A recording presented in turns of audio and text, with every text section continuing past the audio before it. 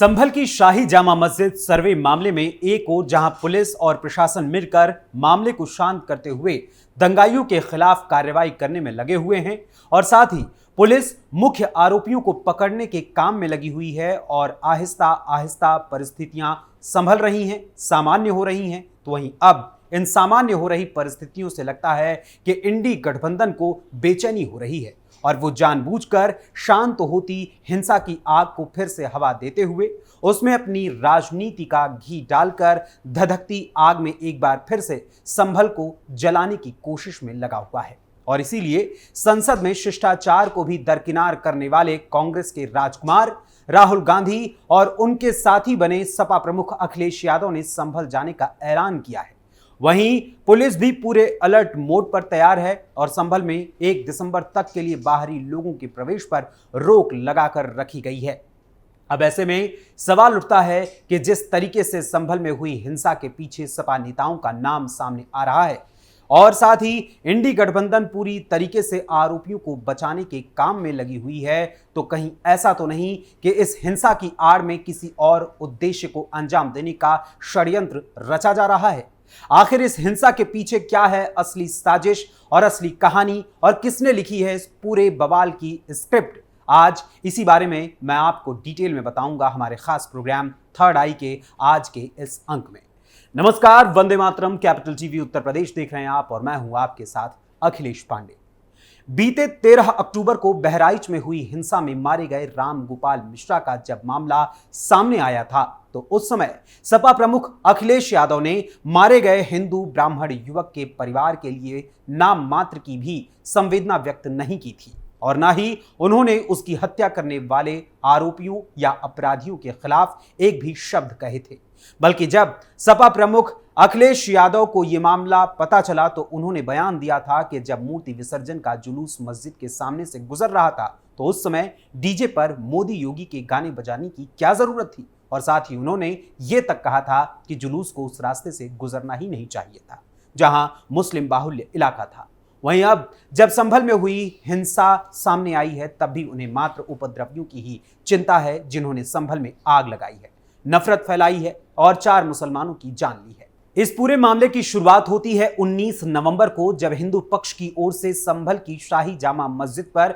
श्री हरिहर मंदिर होने का दावा किया जाता है और कोर्ट में इस मामले को पेश किया जाता है। उस याचिका पर कोर्ट की ओर से सुनवाई की जाती है और मस्जिद का सर्वे कराने के लिए एक टीम बनाई जाती है और मस्जिद का सर्वे करने के लिए टीम शाही जामा मस्जिद पहुंचती है और उसी दिन शाम के समय मस्जिद कमेटी के साथ संभल सांसद जियाउर रहमान बर्क भी सर्वे की टीम के साथ मौजूद रहते हैं और उन्हीं की मौजूदगी में यह सर्वे होता है। इस दौरान मुस्लिम पक्ष को भड़काने का काम भी किया जाता है लेकिन वो आग ज्यादा नहीं पनपती और फटाफट बाजार बंद होने लगता है और देखते ही देखते कुछ ही देर में मुस्लिम समाज के लोगों की भीड़ मस्जिद के बाहर इकट्ठा हो जाती है और फिर पुलिस किसी तरीके से मोर्चा संभालती है और साथ ही सर्वे टीम मस्जिद में जाकर सर्वे करती है और यहीं से शुरू होती है संभल को सुलगाने की साजिश। 19 नवंबर को शांतिपूर्ण तरीके से सर्वे होता है लेकिन चूंकि रात का समय होने के नाते सर्वे पूरी तरीके से नहीं हो पाता है, अतः इसके लिए दोबारा दिन के उजाले में आने की बात की जाती है और फिर 24 नवंबर को सर्वे करने की तारीख निर्धारित की जाती है। लेकिन उस सर्वे से पहले 20 नवंबर को यूपी में उपचुनाव होना था, उपचुनाव होता है और फिर 23 नवंबर को चुनाव के परिणाम आने की तारीख तय थी। अब यहां गौर करने वाली बात है कि चुनाव संपन्न होने के तुरंत बाद एक नया प्लान संभल के लिए तैयार किया जाता है और फिर 22 नवंबर दिन शुक्रवार को जुम्मे की नमाज अदा करने के साथ ही 24 नवंबर की स्क्रिप्ट का पूरा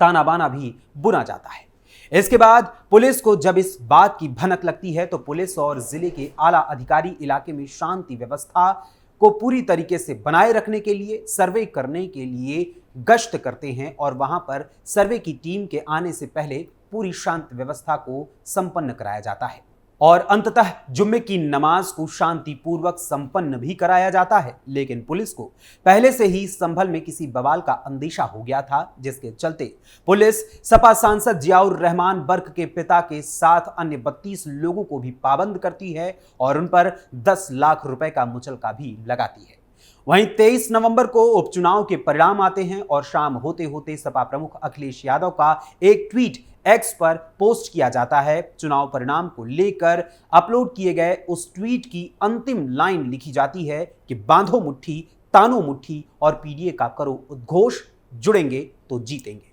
चुनाव परिणाम आने के ठीक अगले ही दिन 24 तारीख दिन रविवार को सुबह सुबह सर्वे टीम शाही जामा मस्जिद पहुंचती है और उसके पहुंचने से पहले ही वहां सुरक्षा व्यवस्था संभालने के लिए पुलिस फोर्स को तैनात किया जाता है और प्रशासन को कुछ गड़बड़ होने का अंदेशा भी होता है, जिसके चलते मस्जिद में प्रवेश करने वाले सभी रास्तों पर पुलिस को तैनात किया जाता है। मगर जितनी पुलिस को उम्मीद थी उससे बड़ी साजिश दूसरी तरफ रची जा रही थी, जो आगे चलकर फिर दुनिया के सामने उजागर होती है। जहां पहले भारी भीड़ सर्वे का विरोध करती है और इसके कुछ देर बाद ही बवाल बढ़ता है, पत्थरबाजी होती है, आगजनी की जाती है और फिर सर्वे टीम और पुलिस को टारगेट करके ये सारे काम किए जाते हैं और यहां तक कि गोलियां भी चलाई जाती हैं और इस पूरे प्लान को अंजाम दिया जाता है तो व्हाट्सएप मैसेज के माध्यम से। इस मामले में पुलिस ने अब तक 25 आरोपियों को गिरफ्तार किया है, जिनमें से 13 आरोपी हिंसा प्रभावित इलाके के नहीं हैं।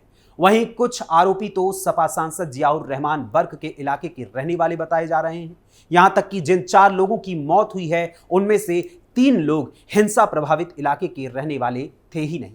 इस पूरी हिंसा के तार समाजवादी पार्टी के ही नेताओं से जुड़ते हुए नजर आ रहे हैं और ऐसे में इंडी गठबंधन आरोपियों को बचाने के लिए एकजुट होकर अलग अलग बयानबाजी भी कर रहा है। पुलिस ने सपा सांसद जियाउर रहमान बर्क और संभल के विधायक नवाब इकबाल महमूद के बेटे सुहेल इकबाल पर भी एफआईआर दर्ज की है और ये मुख्य आरोपी बताए जा रहे हैं। और अब ये बात सामने आ रही है कि असल में संभल की यह हिंसा मुस्लिम समुदाय की ही 2 जातियों के बीच हुई हिंसा है। ऐसे स्वरूप में इसे रचा गया, इस स्क्रिप्ट को तैयार किया गया जिससे सियासी तौर पर इसका ठीकराव वर्तमान सरकार पर फोड़ा जा सके और इस मुद्दे को पूरी तरीके से भुनाते हुए संसद के शीतकालीन सत्र में हंगामा करते हुए वक्फ संशोधन अधिनियम पर केंद्र सरकार द्वारा काम करने की योजना जो बनाई जा रही है उसे विफल किया जा सके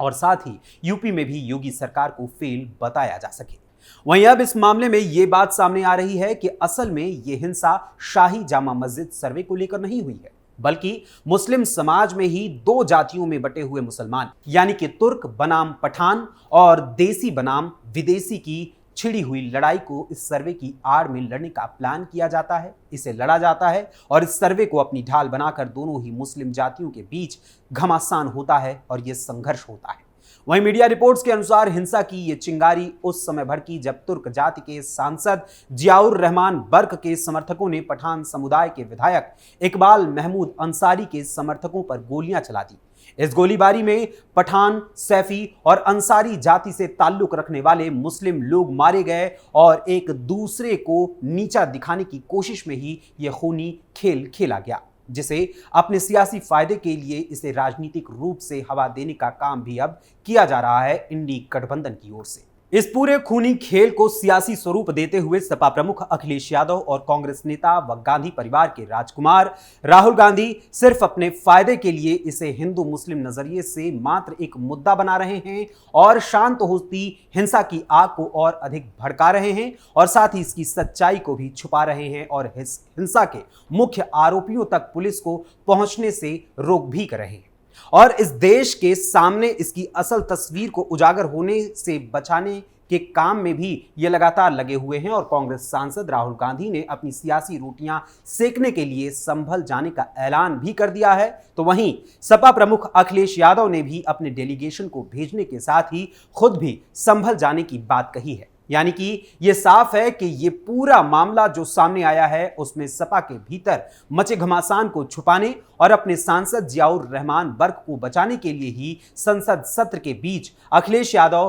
और उनके इंडी गठबंधन के साथी राहुल गांधी संभल जाना चाहते हैं, ताकि इस पूरे मामले की तह तक न तो पुलिस पहुंच सके और न ही असली आरोपियों को पूरी तरीके से जनता के सामने लाकर खड़ा किया जा सके और इसका खुलासा हो सके। वहीं सीएम योगी आदित्यनाथ ने भी संभल में हुई हिंसा के दोषियों को पकड़ने और उचित कानूनी कार्रवाई करने के लिए पुलिस को खुली छूट दे दी है और पुलिस भी तेजी से इस हिंसा के मुख्य आरोपियों तक पहुंचने में लगी हुई है। वहीं ऐसे में जब सपा के नेताओं की कलई खुलने जा रही है तो सपा खेमे में हड़कंप मचा हुआ है। अब ऐसे में यदि पुलिस कल को कोई बड़ा एक्शन लेती है तो भी अखिलेश यादव और राहुल गांधी आरोपियों के पक्ष में खड़े ही नजर आएंगे और सरकार पर ही आरोप यदि लगाने लगें तो ऐसे में किसी को ताज्जुब नहीं होना चाहिए। अब मैं आपसे यानी देश की जनता से जानना चाहता हूं कि आपके अनुसार इस पूरी हिंसा के असल दोषियों के साथ पुलिस प्रशासन और न्याय व्यवस्था को क्या करना चाहिए। इस बारे में अपनी राय अपने कमेंट्स के माध्यम से हमें जरूर बताइएगा। फिलहाल अभी के लिए थर्ड आई के आज के इस अंक में बस इतना ही। थर्ड आई के अगले अंक में मुलाकात होगी किसी और खबर, किसी और मुद्दे, किसी और विषय के साथ। तब तक के लिए मुझे अनुमति दीजिए। धन्यवाद, नमस्कार, जय हिंद, जय भारत।